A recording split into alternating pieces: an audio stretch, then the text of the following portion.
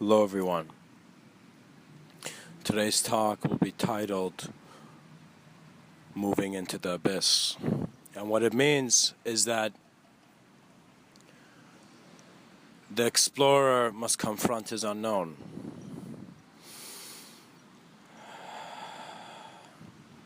There are many projections and ideas and thoughts on what reality is. There is sound, there is light, and there's many classifications of how reality can be. But the importance is to find what reality actually is. It is to stand in your inspiration and experience the greater flows of life happening. Realizing that Kung Fu master at the end realized he wasn't the master of anything. It was the natural rhythms of life, and his greatest fight was his greatest dance. It is realizing why there's a requirement to give the Shaolin monk an understanding of Buddhism and Zen teachings. Because the mind must be handled as much as the body. The discipline for the body must be intensified in the mind to be able to work with multidimensionality. This intensity, though, is not one where you have been preserving. It has been being preserved through your greater experience.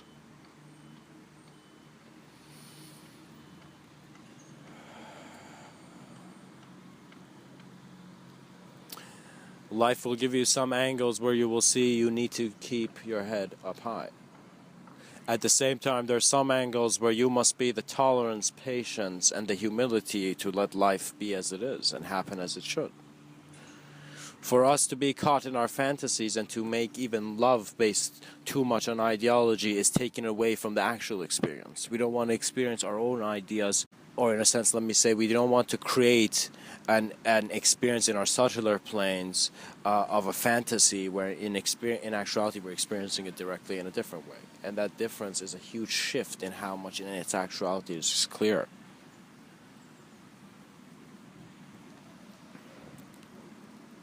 It is not that you need to immediately find some form of discipline or practice, but it's one that you need to begin seeing why you would need to practice. And as you begin to see that, you find a manner in which you're working with your consciousness in its utter allowance to bring you the most exciting manifestation. Excitement is a deep concept, and this depth is needed. Add depth, because depth means integration. Without depth, there is no simultaneous presence. There's no multidimensionality. If you choose not to work with the clearest aspects of your spectrums of duality, you will not see how this plane is this plane. You will not see the lines, the dots, and how it came into manifestation. Take yourself to the empty page and wonder what can be written.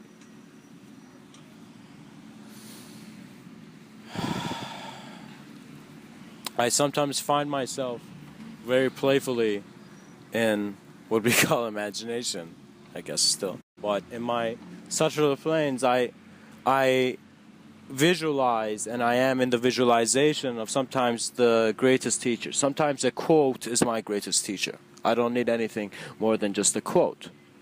And just one quote of value can change your life, because it will show you the words of man do not just come from one place.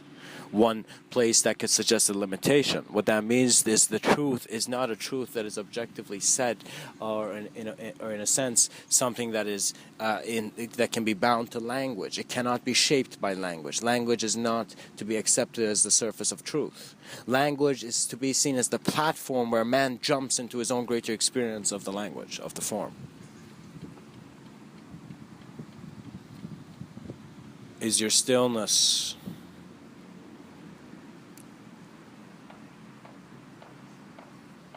your truth as well?